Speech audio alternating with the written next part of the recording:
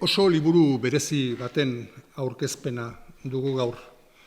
Gaztelaniatik itzuli dugun nik ez dakit beste gauza batzuen berri, Elisa Lebik idatzia. Eta nik aurrenik Elisa Lebiri buruz, algia idazleari buruz, pare bat hitz esango dizuet. Batetik, begibistan dagona ez dut gehiegi azpimarratuko, idazle gaztea da, baina aldi berean ofizio handiko idazlea. 2016an argitaratu zuen bere lehendabiziko liburua, poema bilduma bat zen, Perdidas en un bol de cereales, hori 2016an, urrengo urtean 2017an, estrenatu zuen Madrilen antzerki lan bat, Ramitas en el pelo izenekoa. Ezpaita, Elisa Lebi ezpaita bakarrik idazlea, baizik eta antzerki gintzan eta arte eszenikoetan ikasketak eginak ditu, bai Madrilen, bai Inglaterran. Beraz, antzerki lan horren ondoren, 2019an bere lehen eleberria argitaratu zuen, baita ere Temas de hoy argitaletxearekin, ¿Por qué lloran las ciudades? Hortik bi urtetara, 2021an, eta argitaletxe berean, Temas de hoy argitaletxean, Yo no sé de otras cosas argitaratu zuen, gaur guk euskaraz aurkezten duguna, nik ez dakit beste gauza batzuen berri. Eta 28 urte ditu. Nik uste dut berez nahiko datu esanguratsua dela, eta bere ibilbide literarioa laburra ezin bestez, bere bizialdia oraindik laburra dalako, baina harrigarria da, erakusten duen ezohiko heldutasuna eta ofizioa. Eta horrelako idazle baten lana itzultzeko, maila handiko itzultzailea behar genuen eta hala hartu dugu, Irene Aldasoro. Bueno, ez da atzo arratsaldekoa, Irene Aldasoro eta Alberdaniaren arteko lankidetza, gogoan jartzeagatik lan batzuk, elkarrekin egindako lan batzuk, James Joyceren Dublindarrak itzuli zuen guretzat, urte hasieran argitalpen berritua atera dugu, eguneratua, hobe esan. Eta itzulpen horrekin, itzulpen Euskadi saria jaso zuen 2000 urtean, Irenek. Lehendabiziko itzulpen saria. Horren ondoren, Nell Leixonen esnearen kolorekoa, eleberri zirraragarria argitaratu zuen, itzuli zuen guretzat, eta ondoren Sally Rooneyren Jende normala. Beraz, gaur aurkezten dugunarekin, laugarren lana elkarrekin egindakoa. Ez da hor bukatzen noski Ireneren ibilbidea. Bigarren Euskadi itzulpen saria jaso du, eta hain zuzen ere 2018an, Emily Bronteren Gailur ekaiztsuak eleberriarekin, eta horrez gain, James Joyceren artistaren gaztetako portreta ere itzuli du, Lawrencen Virginia eta Ijitoa, eta Henry Jamesenen Europarrak. Hoiek dira bere lan aipagarrienak. Orain, Ireneri pasatuko diot hitza berak egingo du lehendabiziko hurbilpen bat Elisa Lebiren liburura. Ondoren Elisarekin hitz egingo dugu, berak aurkeztuko digu liburua eta berak hitz egingo digu bere sorkuntza prozesuaz. Beraz, Irene, zurea da hitza. Eskerrik asko. Egunon. Begira, izenburutik hasiko naiz, nik ez dakit beste gauza batzuen berri. Hori esaten du protagonistak, Lea txikik, 19 urteko neska berritsu eta alai eta lotsagabe xamarronek. Eta hori esaten du, behin eta berriz esaten du, nik ez dakit horren berri, baina badakit hemengo berri, badakizkit hemengo kontuak, eta nire ustez, nik dakidanak alde beste leku batzuetan ere balioko du, baita Txinan ere esaten du. Ordun, bera, herri txiki batean bizi da. Herria baino ere auzo txiki batean. Esaten du 200 bat biztanle besterik ez direla izango, eta gazte gutxi, eta hori, 4 kale, janari denda bat, eliza, ez medikua 2 astetik behin etortzen dena, eta oso leku txikia, eta hortik irten egin nahi du. Eta, gertatzen da, historia hau gertatzen da, 2013ko urte berri egunean. Hau da, maien tradizioaren arabera, haien kalendarioak edo egutegiak esaten omen zuen 2012an bukatuko zela mundua, beraz, 2012 hori pasatu, mundua bukatu, eta hurrengo egunean gertatzen da kontakizun hau. Lea txikik topo egiten du herri txiki hortan, basoaren ondoan, baso oso garrantzitsua da, oso pertsonaia garrantzitsua da basoa novela honetan, eta baso horren ertzean topo egiten du gizon ez ezagun batekin. Gizon hori txakurraren bila dabil, txakurra basoan sartu zaiolako, eta Leak esaten dio ez sartzeko baso horretan, hor sartzen dena galdu, deshidratatu eta hil egiten dela. Ez dela gehiago irtetzen baso horretatik eta ez joateko. Eta insistitu egiten dio, eta hori gizona geratzen da pixka bat behartuta han egotera. Eta orduan Leak aprobetxatzen du berak barruan daukan zerbait kontatzeko, bere bizitza, bere historia kontatzeko. Erabaki bat hartu behar du, eta orduan gizon hau hartzen du, uler diezaiokeen pertsona bakartzat. Eta orduan, pixka bat behartuta bezala, hantxe hasten da historia. Monologa bat da, bakarrizketa bat kasik, gizonak ez diolako apenas erantzuten, tarteka,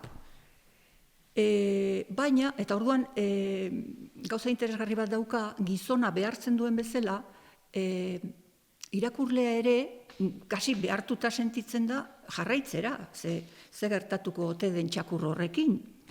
Orduan, buruz bera, edo buruz aurrera, sartzen zara basoan. Sartzen zara herri hortako bizimoduan, bizimodu xume, baina fantastiko, magiko batean, kontakizunak tinte ilunak ditu, baina oso ahots bizi eta piperduna da Learena, eta egia esan oso atsegin joaten da, eta oso ondo biribiltzen du egileak, Elisa Lebik, oso ondo biribiltzen du kontakizun hori, gai oso garrantzitsuak bizitzan, garrantzia handiko gaiak aipatzen ditu, eta integratzen ditu oso ondo, biribil, haseratik bukaeraraino eta hasidan lekuan bukatzen du. Gaingiroki hori esan dezaket, nahi baldin baduzu gero, zehaztuko dugu gehiago. Bueno, Elisa, hemos estado hablando un poquito, bueno, sobre todo Irene, de lo que desde su posición de traductora, es decir, de profesional que ha entrado a fondo en la ficción que propones, cómo ha visto ella la novela y ha puesto de relieve varios elementos clave. Y de ellos yo rescataré uno. Hay un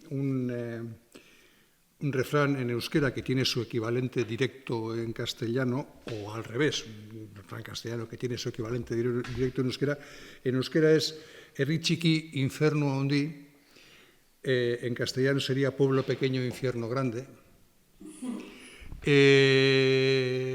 La idea literaria de ese universo asfixiante para una chica inteligente y con ganas de vivir como es Lea a sus 19 años, siempre nos ha llamado mucho la atención en la editorial, y lo hemos comentado muchas veces, cómo, de dónde surge el impulso de crear ese universo y llevarlo a la ficción. Bueno, hola a todos, muchas gracias por invitarme hoy aquí con vosotros, me hace mucha ilusión. ¿De dónde surge? Pues mira, yo creo que surge un poco, el libro en general surge de muchos factores, uno personal, que es la búsqueda de mi propia voz como escritora, ¿no? Y de qué tipo de escritora quería ser yo y qué quiero ser yo y por dónde quiero llevar mi carrera, ¿no? Y yo venía de otro proyecto, de un proyecto que estaba muy cercano a mí como Elisa Levi, pues se hablaba de una chica que tenía unas circunstancias parecidas a las mías, que vivía una vida parecida a la mía, ¿no? En una ciudad grande, con problemas de gente que vive en ciudades grandes, ese tipo de cosas, ¿no? Y de repente, pues yo me di cuenta de que yo no me apetecía escribir autoficción, no me apetecía ser el centro de la historia, ¿no? Y cuando estaba como un poco en todo ese proceso de descubrirme a mí como escritora y hacia dónde iba mi voz, apareció el coronavirus y apareció marzo de 2020 y apareció un gran encierro mundial. Entonces yo me vi que tuve que dejar la que era mi vida en ese momento para volver, yo vivía en otro país además, para volver a España, para volver a Madrid, a casa de mis padres, al cuarto de mi infancia y pasar un tiempo indefinido que no sabíamos cuándo íbamos a salir, ¿no? Entonces, recuerdo que esta novela surge mucho de esa necesidad que se compartía en mi casa y que yo creo que se compartía en general en todos los hogares, de la necesidad de saber cuándo iba a acabar, de saber qué iba a ser, si se acababa el mundo o no se acababa el mundo, si esto iba a durar años, si esto iba a ser corto o qué, ¿no? Entonces yo creo que de esa necesidad de salir y esa sensación de agobio, de un infinito raro y un bucle extraño, surge esta novela de ponerle voz a una chica joven que tiene ganas de tomar las riendas de su futuro, pero que las circunstancias en las que ha nacido, la familia en la que ha nacido, el pueblo en el que se ha criado y las creencias que tiene ese pueblo, pues la agobian y la acotan, ¿no? Entonces, para mí, encontrar la voz de Lea y encontrar esta historia fue muy liberador, porque yo, de pronto, en este encierro, yo tenía una vía de escape, que era irme a este pueblo inventado, que yo estaba inventando, que estaba explorando el realismo mágico, y me estaba pareciendo muy divertido todo también escribirlo.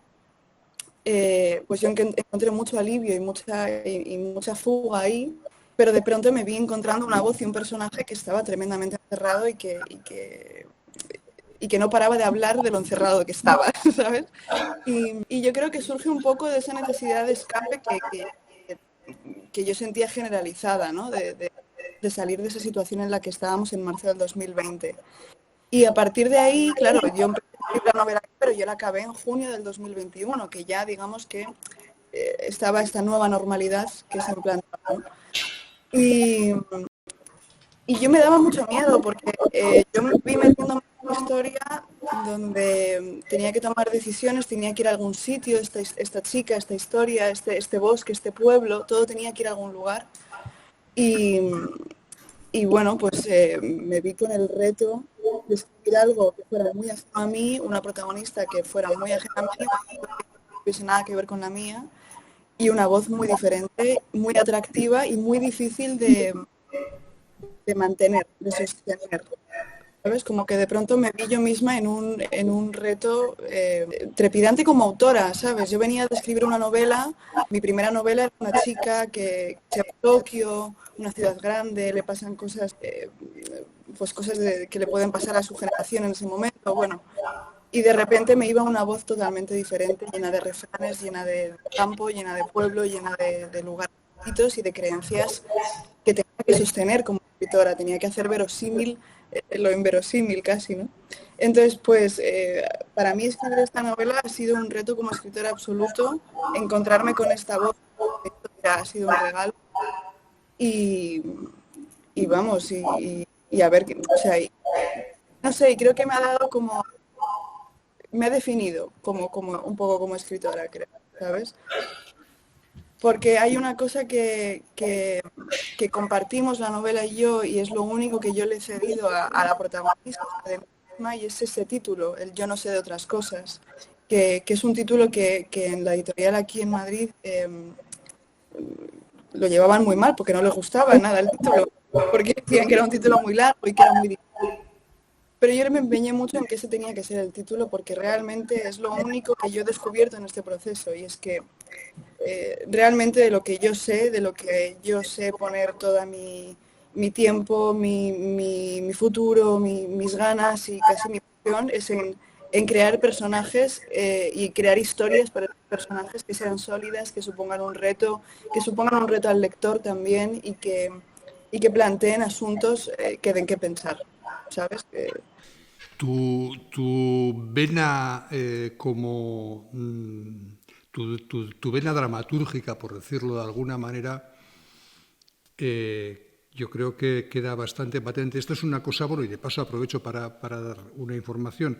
El editor del libro no he sido yo, ha sido Aritz Galarraga, no puede estar hoy con nosotros, él vive y trabaja desde Barcelona y bueno, pues hoy no podía desplazarse, pero hemos hablado mucho de este libro y especialmente de en qué manera asoma lo que te comentaba, esa vena dramatúrgica que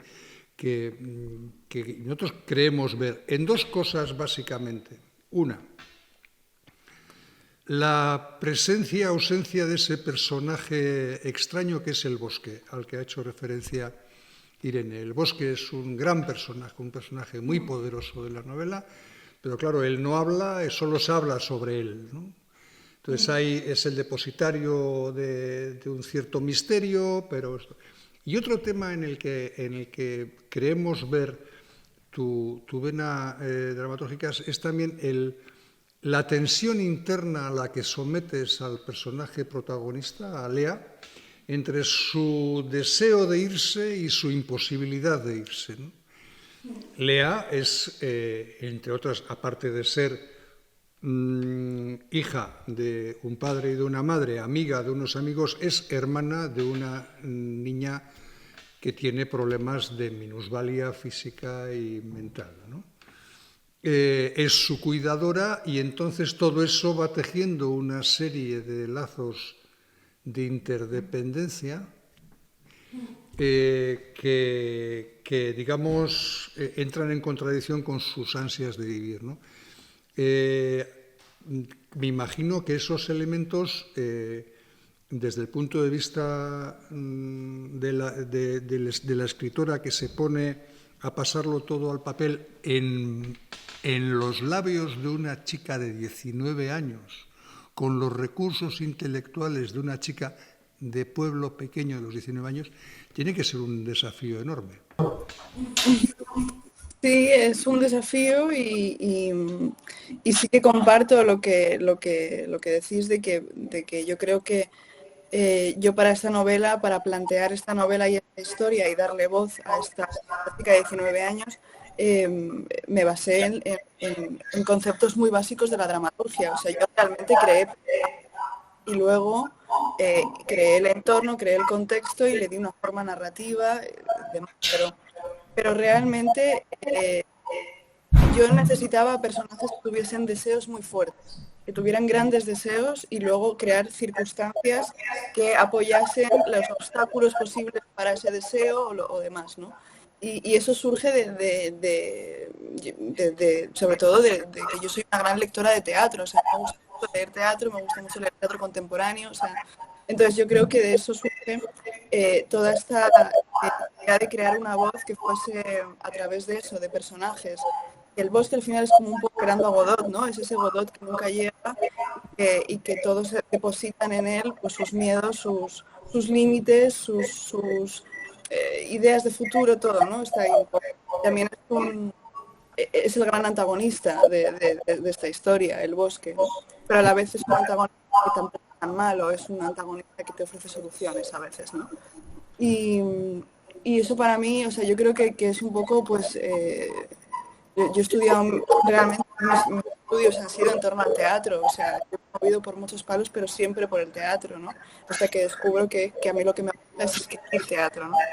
Y yo creo que esa deformación académica casi, pues me lleva a crear este tipo de personajes que son muy teatrales. También si lo piensas, la novela podría verse como un monólogo muy largo de una chica, ¿no?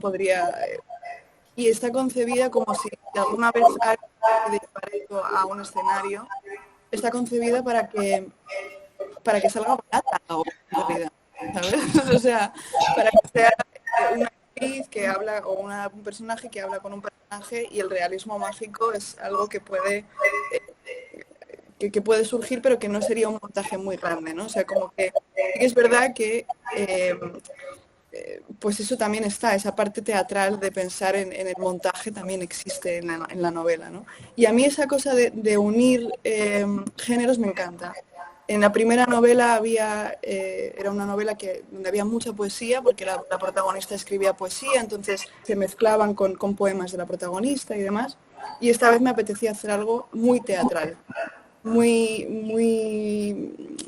salvando por supuesto todas las distancias, pero muy bodas de sangre, muy yerma, muy algo que rozase Lorca mezclado con García Márquez, ¿sabes? Como hacer ahí como un popurrí un poco atractivo. Y sí. Y de hecho el bosque está concebido como un personaje más. O sea, yo le di características de personaje, ¿no? Un poquito Juan Rulfo. Sí, también.